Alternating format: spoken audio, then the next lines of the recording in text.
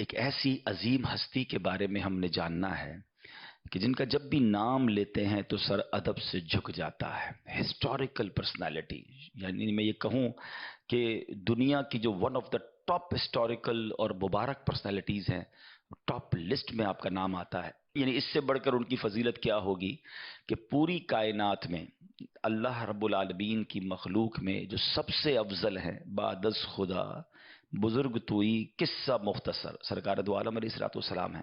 آپ وجہ تخلیق کائنات ہیں، مگر نبی پاک علیہ الصلوۃ والسلام کے بعد اگر کائنات میں کوئی سب سے زیادہ افضل ہے تو وہ حضرت ابراہیم علی نبینا علیہ الصلوۃ والسلام ہے.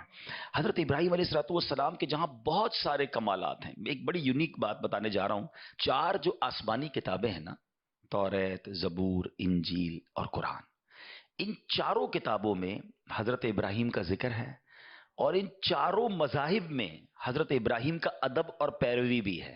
یہ بڑی کمال کی بات ہے کہ ہی is acceptable in all four. یہ ہم کہہ سکتے ہیں کہ جو آسمانی کتابیں ہیں اور ان آسمانی مذاہب میں، ان سب میں ان کی بڑی عزت ہے اور ان کا یہ بڑا مقام ہے.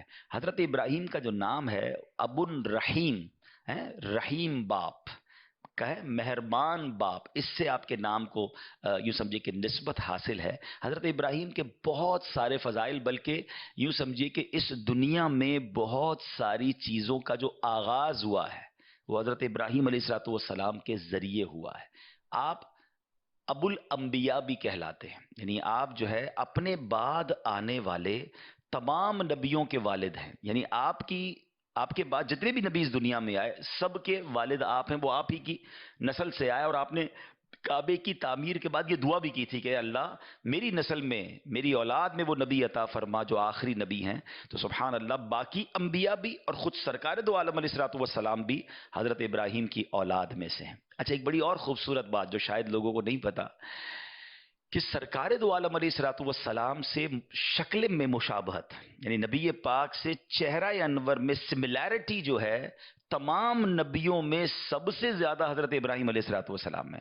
بلکہ خود نبی پاک علیہ الصلوۃ والسلام فرماتے جس کو ابراہیم علیہ السلام کو دیکھنا ہو وہ مجھے دیکھ لے. یعنی نبی پاک سے چہرہ انور میں بھی آپ کا ایسی مشابہت تھی. اور جو میں نے آپ کو کہا کہ آپ کی طرف سے کچھ چیزیں ایسی ہیں جو اولین ہیں، یعنی آپ سے سٹارٹ ہوئی ہیں، ان میں سے چند باتیں یہ ہیں کہ سب سے پہلے ہی دنیا میں آپ کے بال سفید ہوئے. پہلے کسی کے بال سفید نہیں ہوتے تھے. سب سے پہلے آپ ہی نے اپنے بالوں میں مہندی کا خضاب لگایا.